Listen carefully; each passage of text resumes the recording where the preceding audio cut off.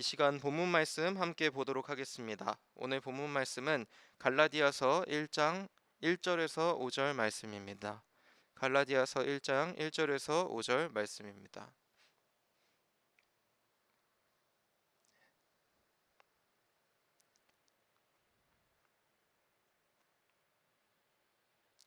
제가 읽도록 하겠습니다.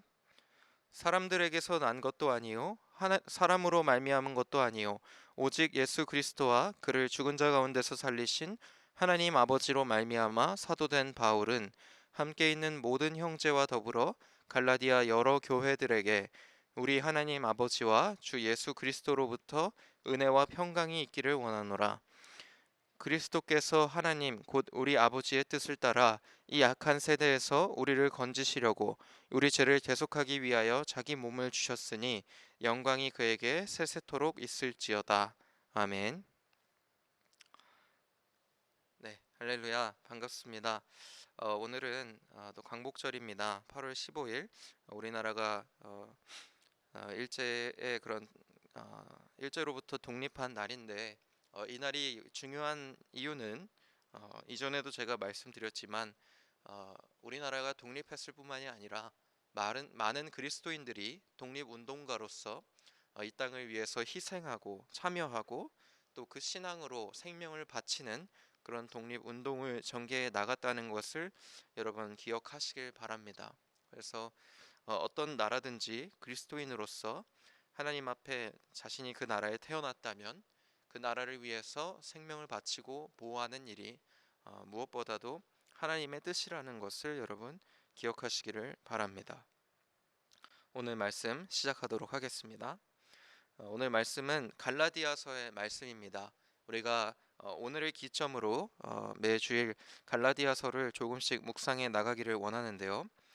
이 갈라디아서는 간단히 주제만 여러분께 말씀드리자면 우리가 복음으로부터 받은 자유와 사랑에 대한 그런 이야기입니다. 그래서 사실은 이 갈라디아서는 바울이 쓴 편지이고 바울이 갈라디아의 여러 지방에 있는 교회들에게 보내는 편지입니다. 그래서 우리가 첫 번째 서론을 읽었는데 이 서론에서 보면은 바울이 사람에게서 난 것도 아니요 사람으로 말미암은 것도 아니요 예수 그리스도와 하나님으로 말미암아 사도된 바울은 하고 스스로를 소개하고 너희들에게 편지를 보낸다 하고 이야기하고 있습니다. 그래서 바울이 이 갈라디아 지방의 교회들에게 편지를 보낼 때 일정의 목적이 있었는데 그것이 무엇이냐면 사실은 갈라디아 교회에는 어떤 문제가 있었는데 그것은 이 갈라디아 교회들이 예수님을 처음에는 잘 믿었는데 믿고 나니까 이전에 율법을 지켜왔던 유대인들이 우리도 율법을 계속 지키면서 예수님을 믿어야 하는 거 아니냐 하는 그런 주장을 펼치게 됩니다.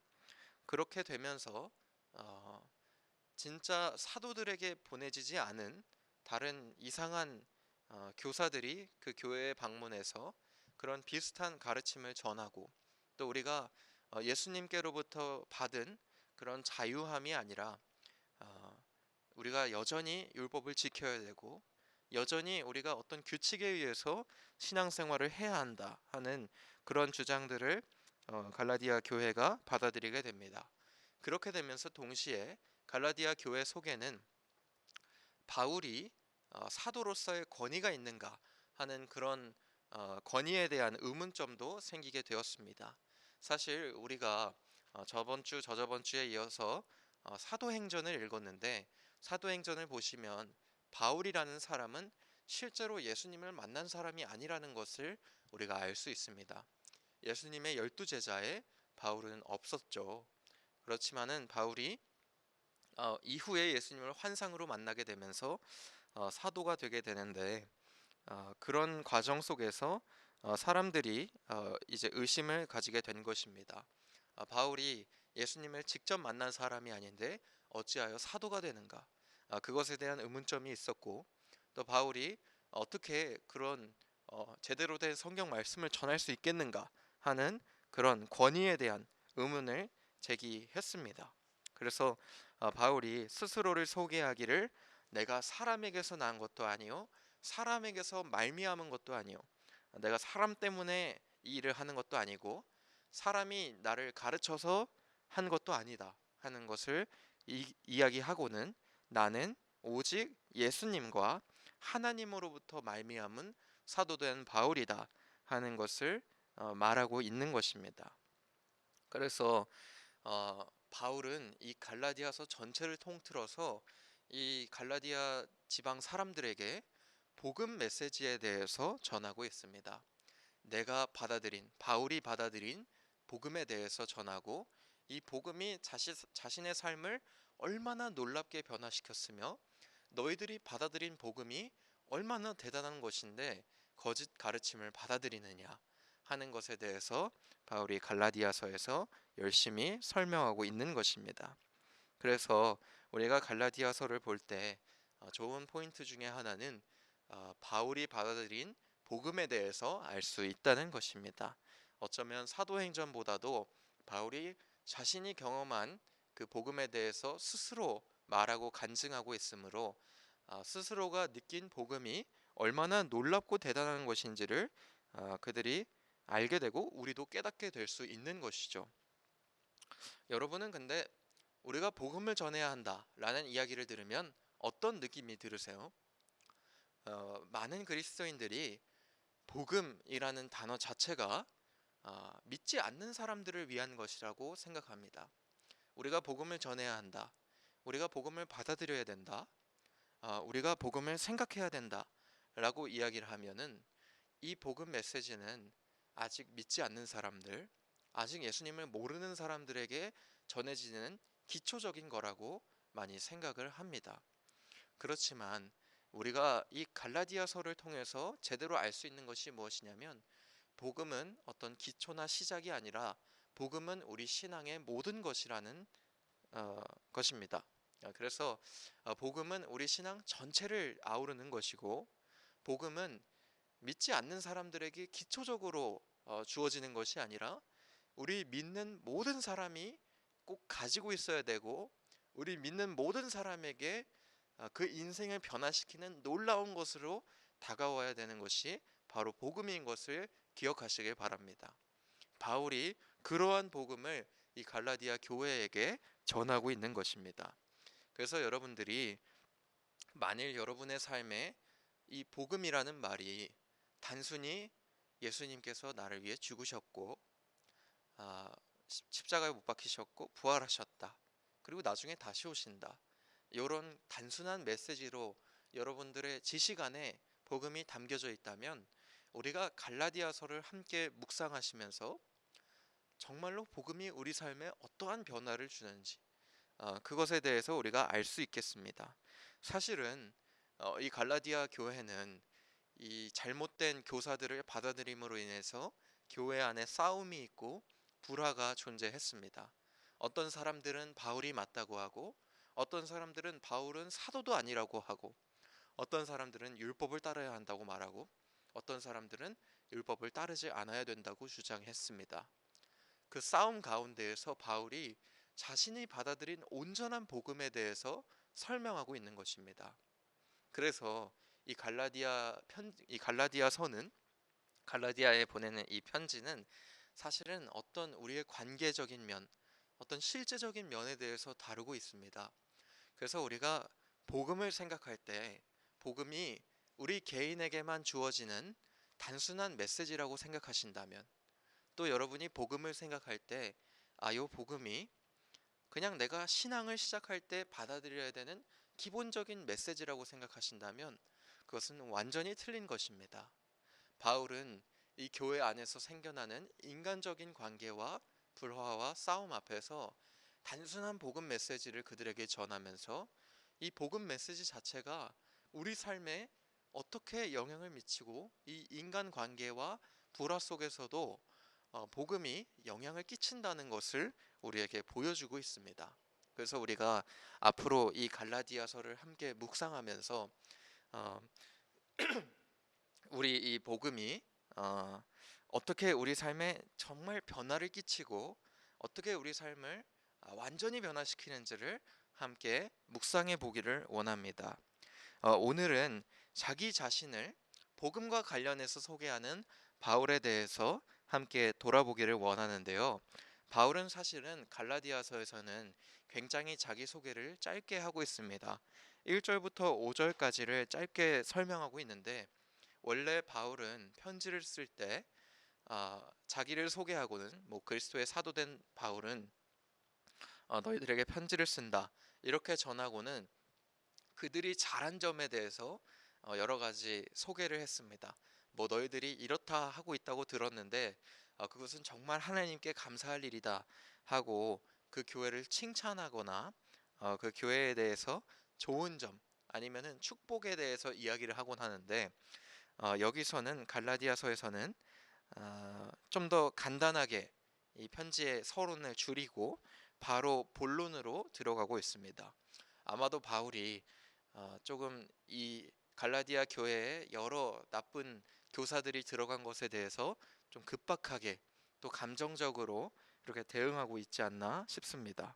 그래서 6절을 보면은 5절에 끝나자마자 너희들이 이렇게 놀라운 은혜로 부르심을 받았는데도 불구하고 다른 복음을 따르는 것을 내가 이상하게 여긴다 하고 이야기하는 것을 우리가 볼 수 있습니다. 그래서 우리가 6절에서 알 수 있는 것이 뭐냐면은 바울이 그 앞절에 자신이 받아들인 복음에 대해서 굉장히 간단하고 그렇지만 놀랍다 하는 것을 설명하고 있으며, 그 다음에는 바울이 이것을 받아들이지 않고 어, 다른 복음을 받아들인 너희들을 이상하게 생각한다 라고 이야기한다는 것을 우리가 알 수 있습니다.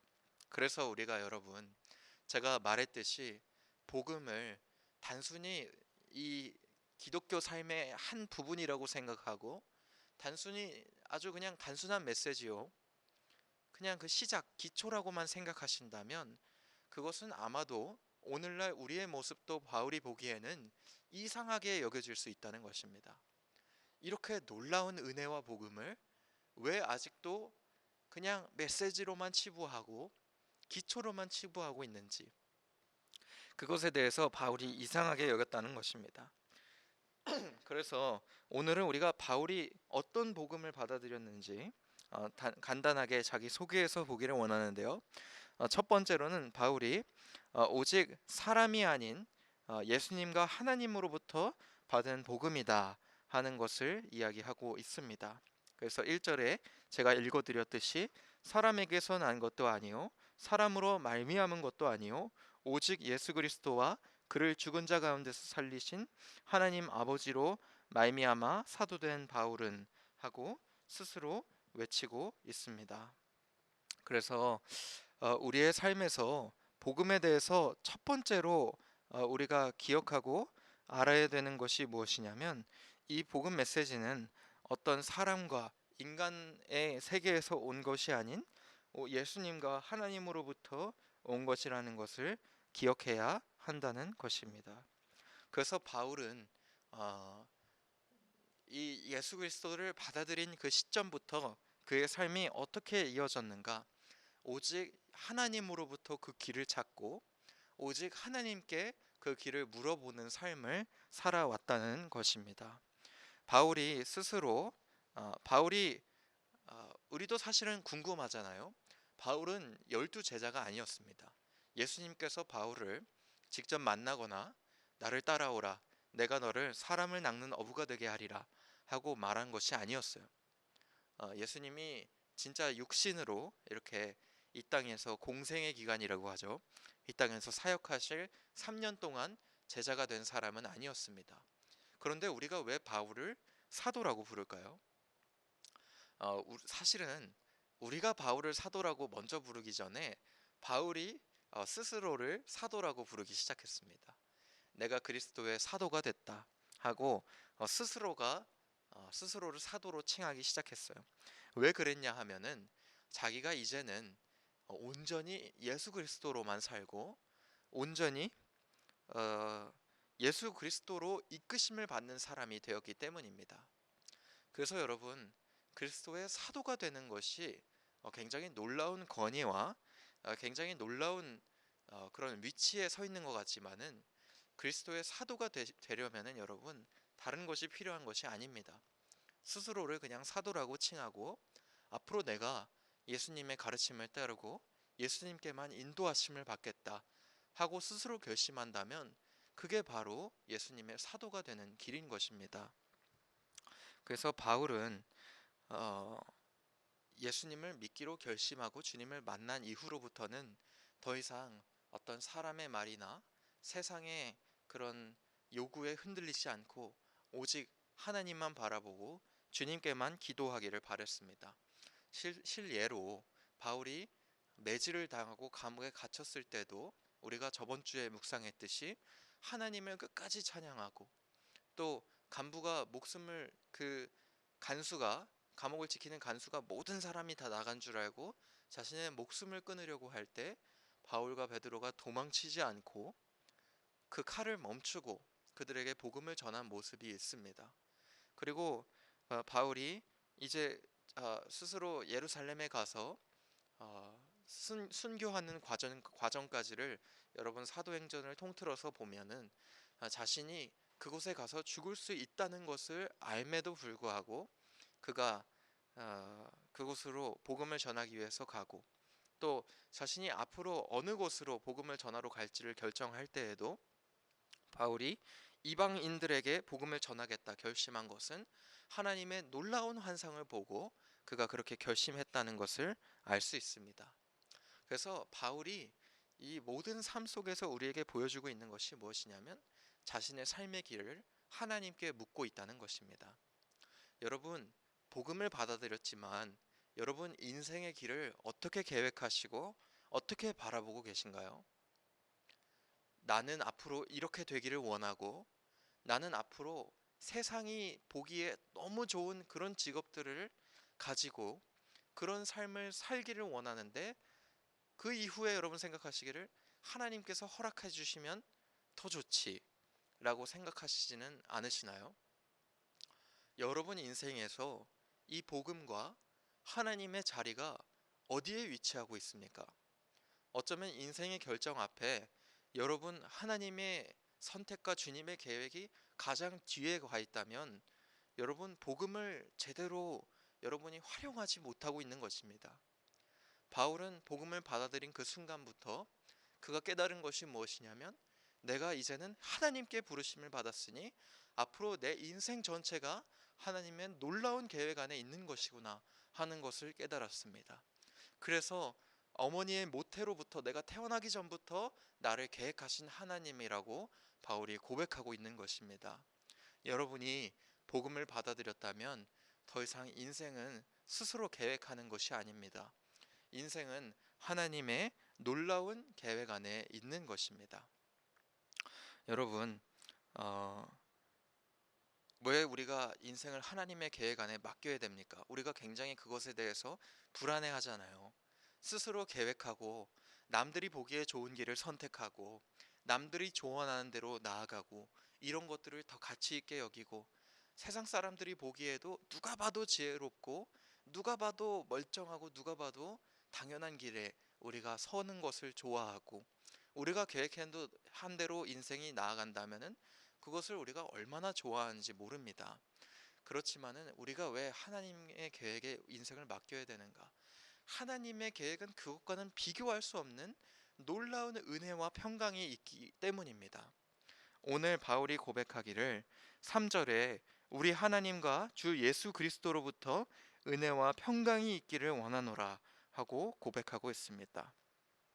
바울이 오늘 고백한 것은 내가 예수님과 하나님으로부터 부르심을 받은 사람이다 하고 고백했을 뿐만이 아니라 오늘 너희에게 예수님과 하나님으로부터 오는 은혜와 평강이 있기를 원한다 하면서 고백함으로써 내가 사도돼서 온전히 하나님께 이끄심을 받고 주님의 계획에 내 삶을 바칠 뿐만이 아니라 동시에 내가 주님의 놀라운 은혜와 평강을 받게 된다는 것입니다.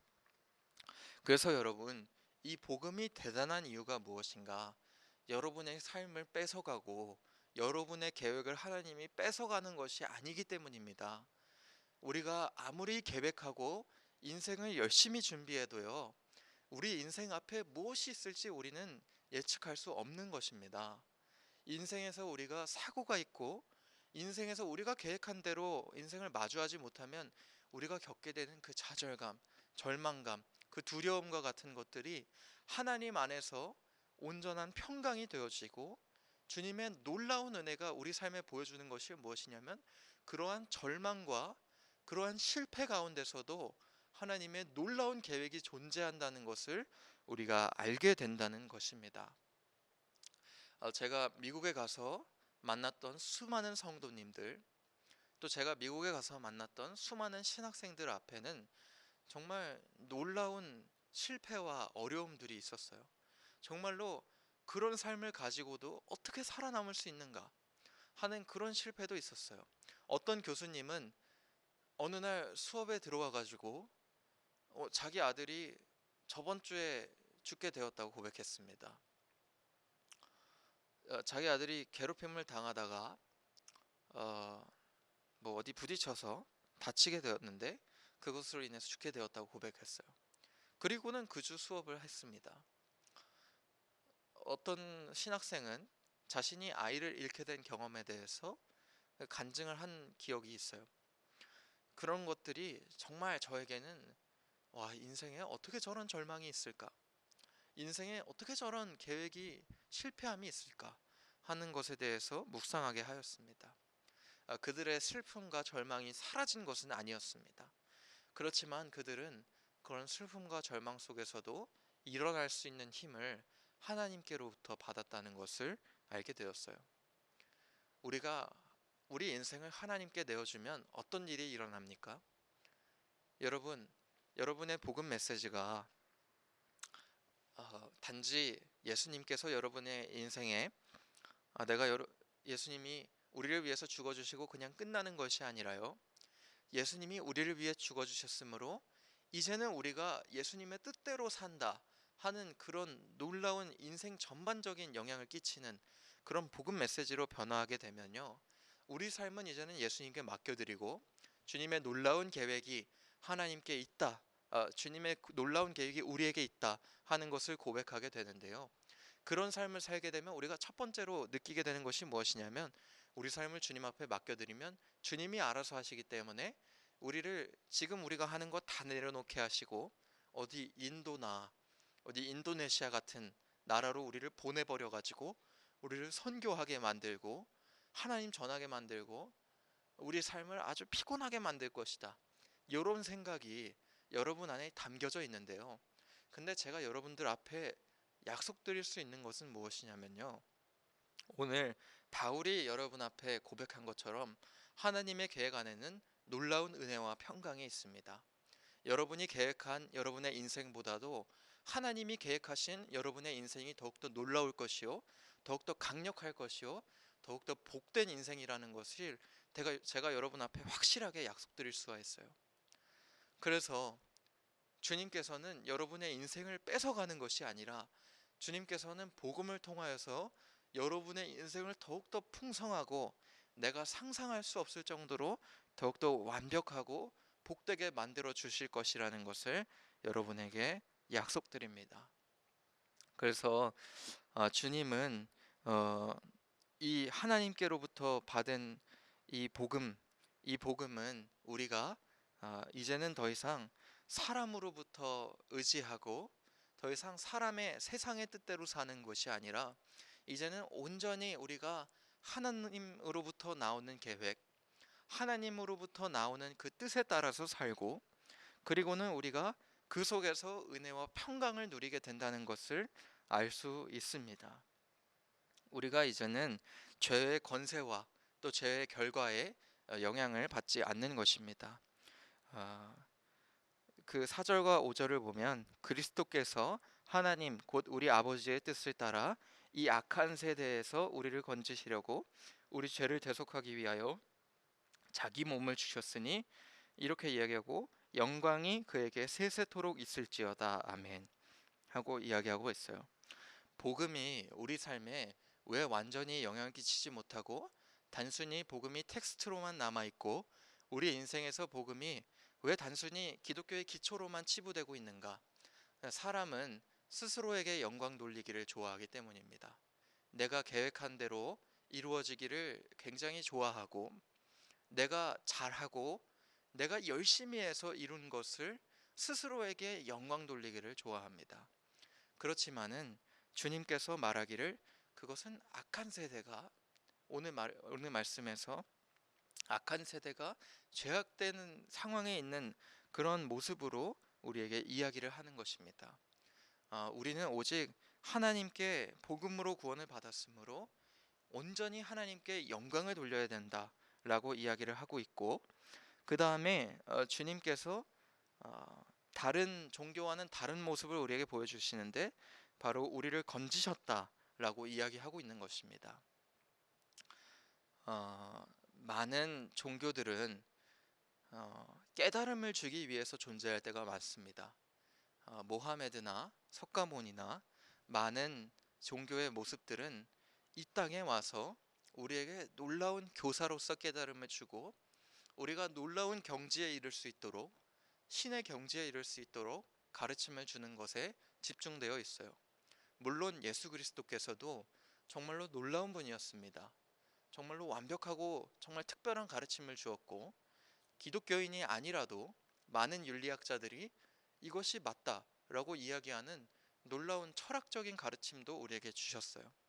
그렇지만 바울은 자신이 받아들인 복음에 대해서 간증하면서 예수 그리스도께서 얼마나 놀라운 교사였는지를 우리에게 설명하고 있지는 않습니다. 단지 예수 그리스도께서 우리를 건지시려고 이 땅에 왔다는 것을 말하고 있어요. 인생에서 여러분, 우리가 아무리 인생을 완벽하게 계획하고 아무리 인생을 내 힘대로 쥐어잡으려고 하고 아무리 내 능력이 뛰어나서 내 인생을 주도해 나가려고 해도요, 그 인생 앞에는 실패가 존재하고 우울감이 존재하고 넘어짐이 존재하게 되는 법입니다. 여러분, 인생 앞에서 내가 깊은 우울에 빠진 적이 한 번도 없는 사람은 없습니다. 아직 없다면 여러분, 앞으로 맛보게 될 것입니다. 내가 넘어지고 내가 목마르고 조금 더 하고 싶어서 불안하고 내가 넘어지고 다시는 일어나지 못할 것 같은 그 두려움, 내 의지로는 나는 끝까지 잘해왔는데 내 주변에 다른 사람이 실패해서 나까지 성공하지 못할 것 같은 그런 두려움에 빠지게 되는 적이 우리가 얼마나 많아요. 그 속에서 여러분, 복음이 우리에게 어떤 영향을 끼치는가? 예수 그리스도께서 우리를 그러한 모든 죄의 영향에서 건지시려고 오셨다는 것을 여러분 기억하시기 바랍니다. 복음이 우리 인생에서 놀라운 이유는 복음이 우리 인생의 모든 계획과 주님 모든 우리의 의지를 뺏어가고 주님 말대로 우리를 좌지우지하려고 복음이 놀라운 것이 아닙니다. 복음이 놀라운 이유는 우리가 넘어지고 우리가 우울하고 세상이 우리를 성공하지 못하게 그렇게 만드는 것 같을 때, 다른 사람들도 우리를 이해해 주지 못하는 것 같을 때 주님께서 우리를 건지시려고 오셨기 때문입니다. 여러분들을 건지시고 여러분들을 구원해 주시고 여러분들을 이끌어 주셔서 주님의 놀라운 계획과 역사 속에 우리를 붙여 주셨기 때문이에요. 그래서 우리가 온전히 하나님께만 영광을 돌리는 것입니다. 이제는 나의 능력, 나의 계획으로 내 영광을 돌리면서 사는 삶이 아니라 내가 이제는 나의 넘어짐, 나의 그 우울감, 나의 절망 속에서 주님의 건져주심을 경험했으므로 이제는 내가 하나님께만 온전히 영광을 돌리는 삶을 살게 된다 하는 것을 바울이 오늘 고백하고 있는 것입니다. 여러분의 삶에 복음이 왜 단순히 텍스트로만 받아들여집니까? 여러분의 삶에 내가 복음 알지, 내가 복음 기억하지, 왜 그렇게 이야기하고 직장의 자리에서 일터에서는 왜 분노하고 근심하고 두려워하고 걱정하는 삶을 살게 됩니까? 그리고 왜 사람들과 싸우게 되죠? 복음이 복음이 그런 인간관계와 여러분의 삶의 두려움에 복음이 정말로 영향을 끼치고 있습니까? 여러분의 삶에 복음이 완전히 여러분의 삶을 지배하게 하십시오. 복음 안에는 은혜와 평강이 있습니다. 복음 안에는 예수 그리스도의 건져내심이 있습니다. 복음 안에는 사람으로부터 온 것이 아니요 예수 그리스도와 그를 생명으로 살리신 하나님의 그런 놀라운 기적이 우리 안에 있는 것입니다. 그래서 여러분, 온전히 하나님께 여러분의 삶을 맡겨드리시길 바랍니다. 오늘 바울이 왜 사도가 되었다고 제가 말씀드렸습니까? 스스로를 내가 그리스도의 사도가 됐다라고 고백했기 때문입니다. 많은 신학자들이 바울이 어떻게 사도가 되었는가 이거를 물어본다면은 다른 좋은 이유가 없어요.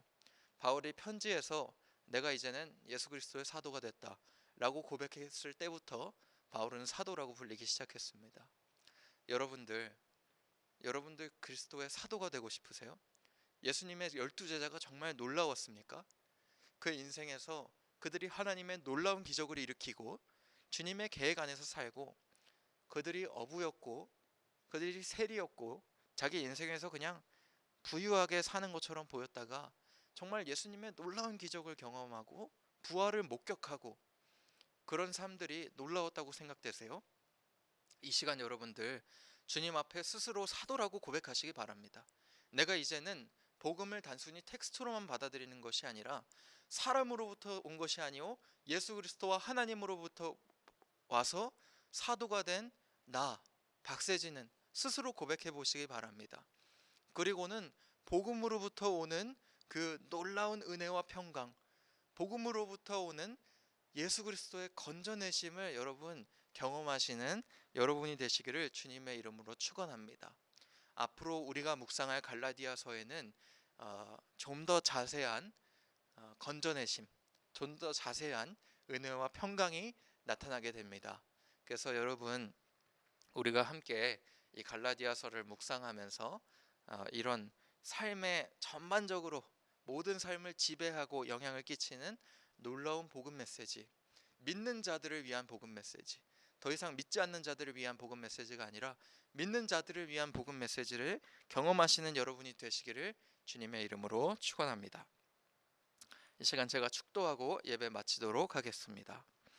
이제는 우리 구주 예수 그리스도의 은혜와 하나님의 사랑과 성령님의 교제 교통하심이 이제는 복음을 우리 삶에 받아들이고 하나님의 계획에 맡겨드려 은혜와 평강과 건져내심을 누리기를 원하는 우리 예본교회 성도들 머리 위에 이제로부터 영원토록 함께 있을지어다. 아멘.